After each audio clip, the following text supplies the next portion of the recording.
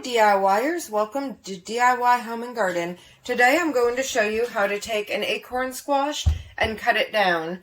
These are notoriously tough little squashes, so you need to have an extremely sharp knife. So this one is well sharpened and it's my go-to in my kitchen. So this is your acorn squash. You see it has these little ribbed grooves in it, and it very much resembles an acorn, and hence the name. So I'm going to show you how to do this. You're going to start with the top, making your first slice about a ½ inch in from the stem. You might have to muscle through there a little bit, so you're going to get some arm workout. You take that, I'm going to discard that for the compost. Next up, I'm going to take the bottom part off. So you go down here, and again, you want to go about a ½ inch in. So I'm right-handed, but I'm going to try to show y'all.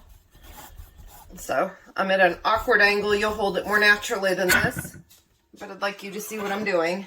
Okay, there we have it. The next step is to cut it in half.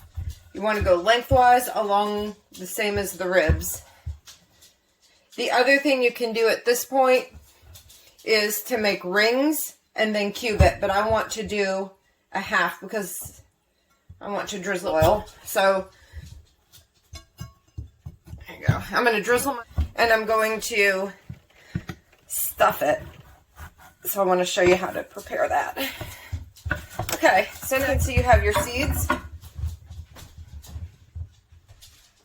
I like to take a spoon and just scoop those out. If you have a serrated spoon, a melon removal spoon, for scooping into melon, that is a perfect tool for this. You can see I'm going to get in here.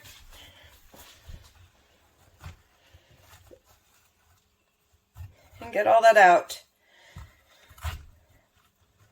If you have an heirloom, non-GMO heirloom acorn squash, you can also save these seeds, dry them, and plant them next year if you need the seeds or like to save the seeds. If you're working with a hybrid or GMO, you aren't guaranteed to get a good output next year, so I wouldn't save them if that is the case. It just depends on what you're working with. Okay.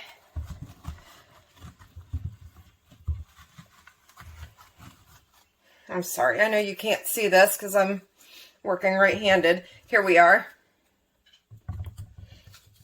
We got all that out. There's you can see there's kind of a little stringiness to it.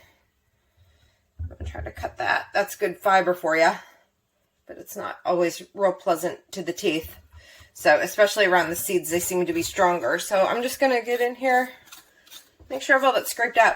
Now what I'm going to do is drizzle each half with some basting oil. It's a sunflower oil and garlic and herb blend. And then I'm going to stuff it with some rice and some ground chicken for a nice light little lunch today.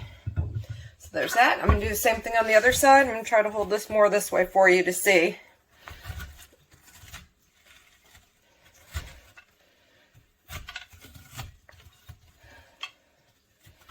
Okay, so you see just how easy that is.